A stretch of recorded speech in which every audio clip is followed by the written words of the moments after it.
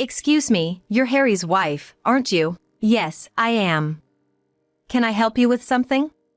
Don't you think you're pushing your luck a bit too much, considering you're the one who married into the family? Excuse me?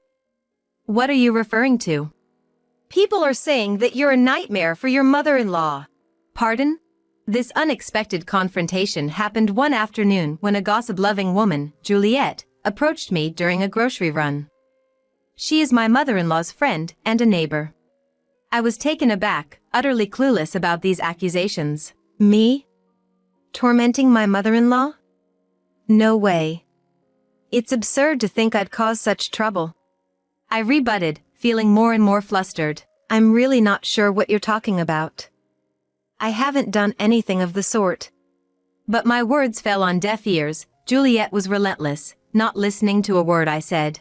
Even worse, she said.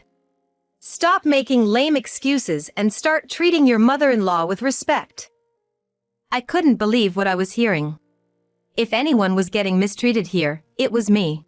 My name is Amanda. I've been married to my husband Harry for almost a month now. You could say we're what people call a newlywed couple, still basking in the honeymoon phase. I love Harry and wanted to spend the rest of my life with him, which is why we got married. I never doubted that together, we could build a happy life. I thought so and did not doubt it. But who would have thought that such hell awaited me in my dream of a newlywed life? The plan was for Harry and I to live in a new condo after getting married. The condo was scheduled to be completed before our registration date, and we planned to start moving in bit by bit once we registered our marriage. However, due to some unforeseen issues on the builder's end, the completion of the condo was delayed by about 2 months. This meant we couldn't proceed with our moving plans as expected. At first, we considered postponing the registration date and thus, the moving date. But the registration date we had chosen was the anniversary of our 5-year relationship. We were both pretty adamant about getting registered on that day.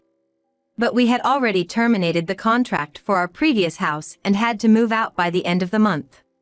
Then, after leaving the house, there will be no place to live. That's when Harry suggested that we live with his parents for a while. My hometown is in a far-off rural area, so commuting to work from there was out of the question. But Harry's parents' house was relatively close to our workplace, so commuting wouldn't be much of a problem. Although I was hesitant at first, I realized that we really didn't have a choice. I thought to myself that it was just for a couple of months until we could move to our new condo. So, with that, we went to Harry's parents' house to discuss the situation. I had met Harry's parents before. They seemed like any normal couple. A chatty mother and a quiet father. I thought they were just a normal married couple that you can find anywhere. I didn't think living with them, even temporarily, would cause any serious conflicts. I had a very light-hearted attitude towards it. When we arrived, Harry's mother greeted us with a smile. Welcome, Amanda, Harry. Please come in, she said, offering us tea and a plethora of snacks. After some small talk, she asked, You said you had something to discuss. What's going on? Harry and I exchanged glances, turned back to his parents, and he said, Mom, Dad. I'm sorry to ask this, but can we live here for a while? Both Harry's mother and father looked surprised. I thought you guys had found a new home. His father asked. The construction of the condo we were supposed to move into is delayed. We've already given up our old house, so we need a place to stay for about 2 months. Harry explained. His mother's eyes lit up at that.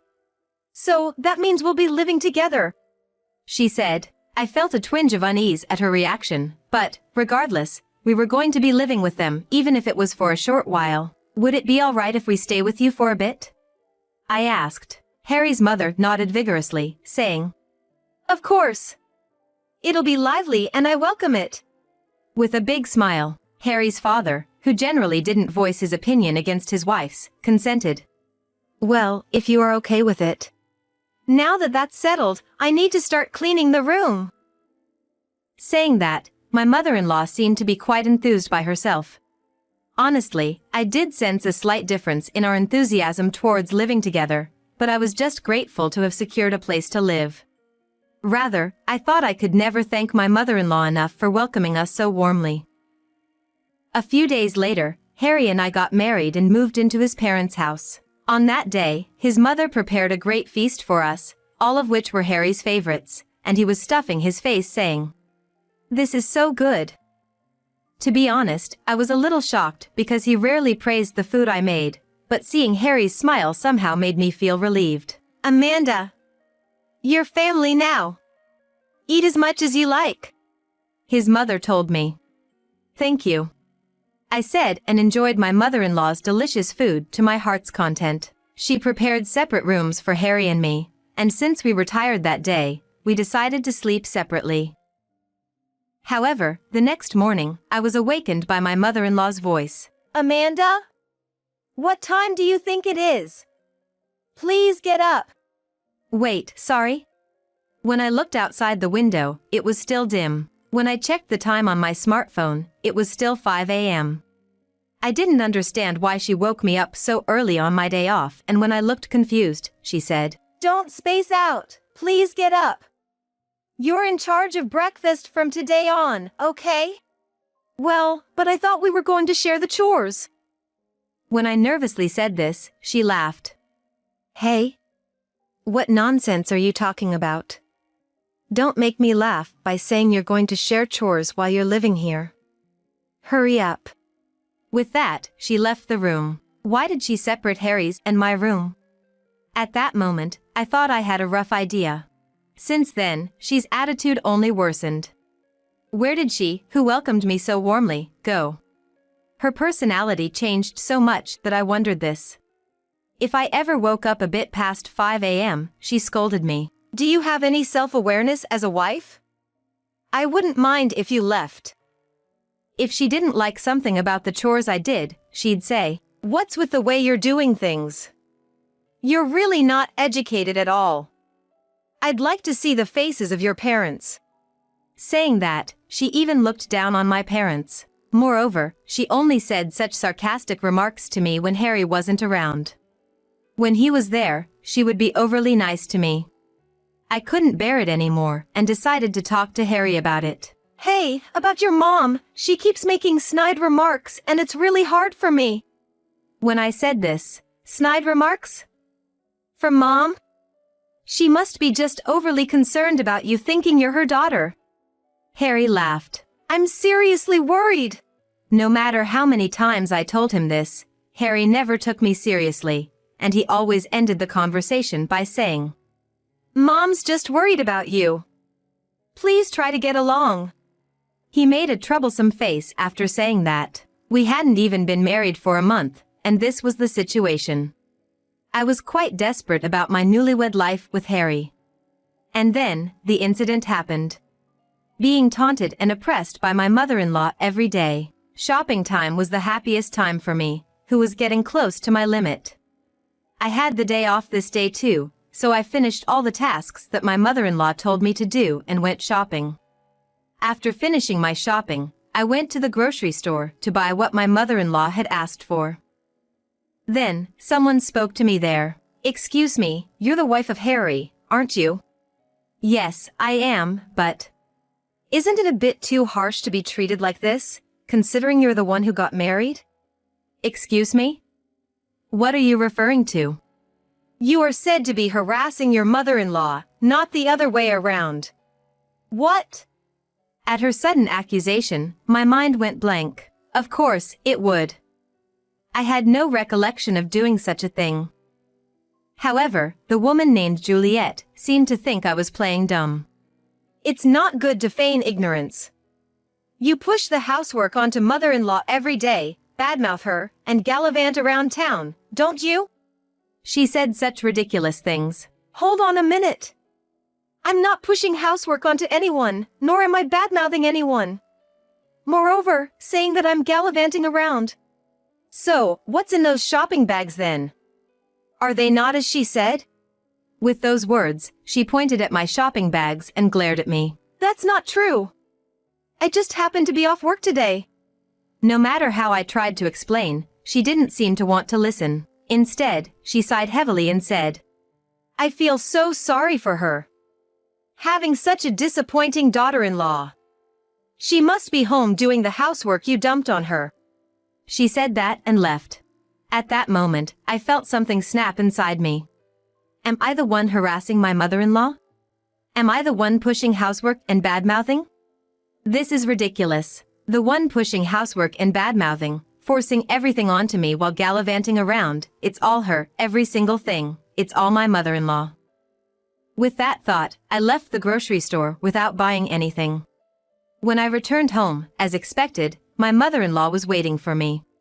You're late. It's embarrassing to gallivant around till this time. She said that. The time was still before 6 p.m. I wanted to retaliate, but I swallowed my anger and replied, I'm sorry. Then she sighed deliberately and asked, So, did you get what I asked for? I'm sorry. I rushed back home.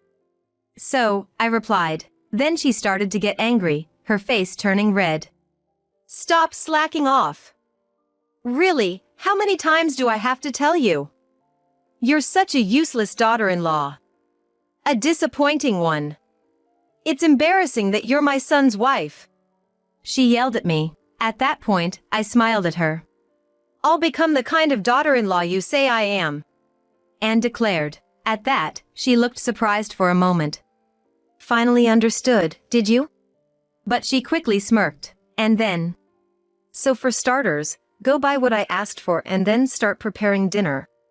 Before she could finish, I interrupted her. That's impossible. I have to push housework onto you, after all. What? As expected, she looked shocked, her eyes wide as she stared at me. What are you saying? What am I saying? You're the one who said it, aren't you?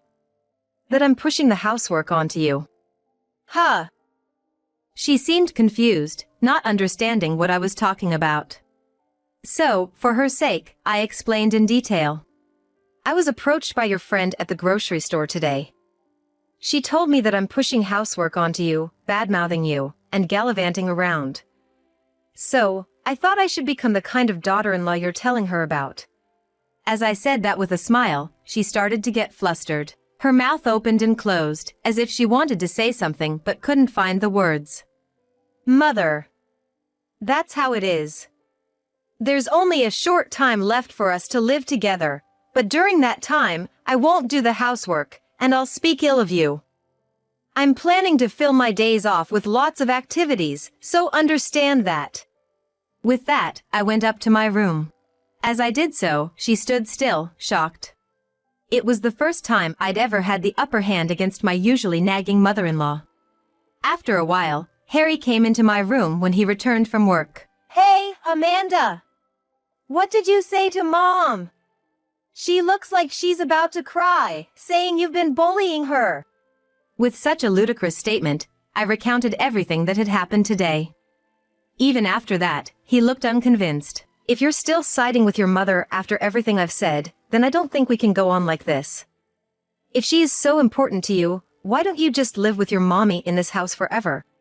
Upon hearing this, Harry seemed to sense that I was even considering divorce, and immediately apologized. Until recently, he had been casually suggesting that maybe it's okay to continue living together like this, but he promised me that he would move on the scheduled moving day, possibly realizing that the situation had turned precarious after this incident. After moving out, we would have as little to do with my in-laws as possible, and if anything came up, Harry would go alone. If my mother-in-law were to harass me again, we would divorce immediately. He accepted my proposal smoothly and started preparing to move as soon as possible, even before the condo was completed, as promised. My mother-in-law tried to stop him several times, saying to him, Are you really moving out? You're being deceived by that woman, but Harry paid her no mind. On the contrary, he told her clearly, I've heard everything from Amanda. Please stay out of our lives. He clearly said so. In hindsight, I wish he had taken my concerns seriously and addressed them from the beginning, but I am grateful that he has changed his attitude now. The thought of divorce had crossed my mind, but there's nothing better than being able to stay with him. And then, Harry and I finished moving, and our true married life began. My mother-in-law still tries to contact Harry, but he seems to be ignoring her. Perhaps feeling a significant sense of guilt towards me. Let me know right away if Mom says anything to you. He's been saying, some may see him as a husband who conveniently changes his tune. But for me, he is my one and only beloved, whom I married with considerable resolution. If the same thing happens again, I'm sure there won't be a next time, but for now, I think I'll forgive him for this incident. As long as Harry and I are healthy and can live ordinary days, that's more than enough for me.